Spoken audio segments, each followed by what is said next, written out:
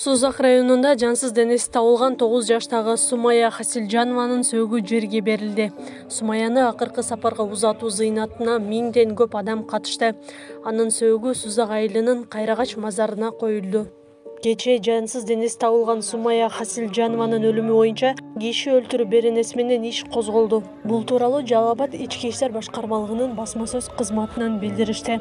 27 ноябрь күнү саат 5тер чамасында Сузак райондук ички иштер бөлүмүнө балык уулап жүргөн Сузак районунун тургуну 67-жылы туулган жаран телефон чалып, Арал айылы аркылуу агып өткөн Көгарт дарыясынын жээгинде жаш кыздын жансыз денеси жаткандыгын кабарлаган. Ошондой эле жансыз дене дайынсыз болуп изделип жаткан Хасилжанова Сумая экендиги аныкталган. Текшерүү иштеринен кийин кылмыштардын жана жоруктардын бирдиктүү реестрине киши өлтүрүү беренеси менен каттоого алынып, сотко чейинки өндүрүш иши ачылган. Учурда тергөө кызматы тарабынан ар кандай божомолдордон турган иш мерчемдер иштелип чыгып, кылмыштын бетин ачуу максатында ыкчам аракеттер жүргүзүлүп жатат деп билдирет басма сөз кызматы.